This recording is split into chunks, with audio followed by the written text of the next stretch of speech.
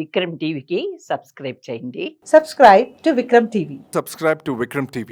Subscribe to Vikram TV. Subscribe to Vikram TV. Please like, share and subscribe to Vikram TV. కానీ కొంతమంది ఎగ్జామ్స్కి prepare అయ్యేటప్పుడు school పిల్లలు చాలా వరకు స్కూల్ కానీ కాలేజ్ పిల్లలు కానీ వాళ్ళ పేరెంట్స్ చెప్తుంటారు, టీచర్ చెప్తుంటారు చదవండి చదవండి అన్నప్పుడు చదవరు. అవునండి. ఎప్పుడైతే పెన్ తీసుకొని క్వశ్చన్ పేపర్ చూసిన తర్వాత ఫీజులు అవుట్ అయిపోతాయి వాళ్ళ. అలాంటి ఇప్పుడు యూత్ ఇప్పుడు ఈ పిల్లలకి ఏం చెప్తారు స్టూడెంట్స్ కి అంటే కొంతమంది పట్టించుకోరు, చదవండి చదవండి అన్నప్పుడేమో టీచర్స్ కూడా చెప్తారు ఫలానా ఈ సబ్జెక్ట్ చదవండి ఈ పోర్షన్ చదవండి అంటే కూడా నెగ్లెక్ట్ చేస్తారు. నాకు ఇది వచ్చని అనుకుంటారు. గోత్రు అంటే వీళ్ళకి గోత్రు కాదు వీళ్ళది నాకు చెప్పేదని అంటుంటారు. అలాంటి పిల్లలకి మీరు ఏం చెప్తారు సార్? సో మెయిన్ ఇంట్రెస్ట్ అండి. పిల్లలకు ఇంట్రెస్ట్ లేకుండా మనం ట్యూషన్లు పెట్టించిన మనం పక్కన కూర్చొని గంట సేపు చదివిన బుక్ పడుతాడు తప్పి ఒక పేజీ కూడా తిరగదు. ఎన్ని గంటలు కూర్చున్నా పేజీ తిరగదు, మైండ్ లో వెళ్ళదు. సో వాళ్ళకి ఇంట్రెస్ట్ అనేది రావాలి. అది లేనంత కాలం మనం పేరెంట్స్ గా యాక్షన్ చేయొచ్చు, పిల్లలు యాక్షన్ చేస్తారు తప్ప రాదు.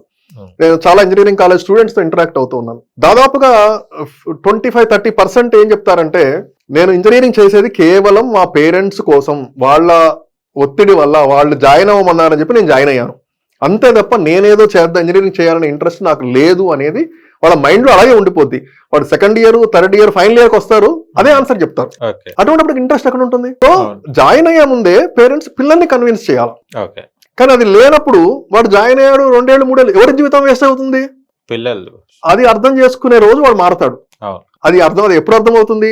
మేబీ ఇంజనీరింగ్ అయిపోయి అందరికి జాబులు వచ్చాయి, నాకు రావట్లేదే, అందరూ పెద్ద పెద్ద పనులు చేస్తున్నారు, నేను చేయట్లేదు, అప్పుడు అర్థం అవుతుంది. Then they will act.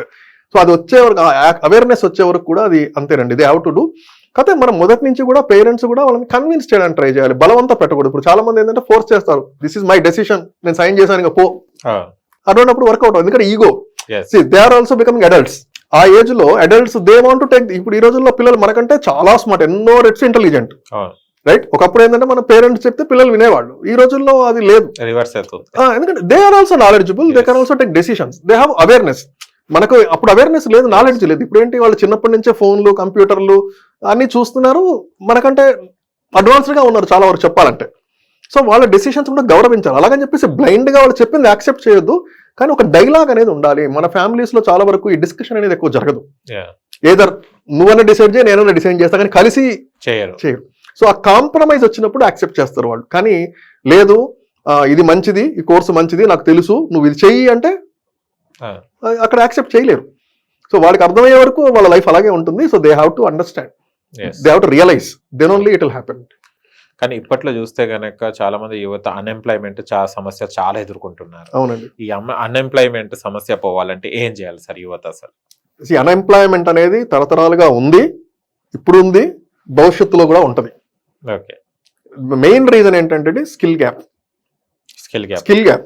So ఒకప్పుడు ఏంటి, అందరూ మిషన్స్ అంటే ఫ్యాక్టరీస్ ఉన్నా కూడా మాన్యువల్ వర్క్ ఉండేది, రైట్? ఇప్పుడు మిషన్స్ వచ్చాయి. మిషన్స్ వచ్చాక అందరూ ఏమనుకున్నారు, జాబులు పోతాయి అనుకున్నారు. కానీ యాక్చువల్ ఏమైంది, జాబ్స్ పెరిగాయి, రైట్? ఎక్కువ ఫ్యాక్టరీస్ వచ్చాయి, జాబ్స్ పెరుగుతూనే ఉన్నాయి. కానీ ఎవరైతే నేర్చుకుని ఆ మిషన్స్ తో పాటు వర్క్ చేయడం నేర్చుకున్న వాళ్ళందరూ కూడా కంటిన్యూ అయ్యారు, రైట్? సో ఇప్పుడు కూడా for example again artificial intelligence అనేది ఒక కొత్త ఇప్పుడు టెక్నాలజీ వచ్చింది. ఇప్పుడు కూడా అందరూ ఏమనుకుంటున్నారు, ఏఐ రావడం వల్ల జాబ్స్ పోతాయి అనుకుంటున్నారు, రైట్? కానీ ఇప్పుడు ప్రతి కాలేజీలో కూడా ఇంజనీరింగ్ అంటే ఏఐ, ఎంఎల్, మిషన్ లెర్నింగ్ ఇట్లా కొన్ని కోర్సెస్ మాత్రమే చేస్తున్నారు.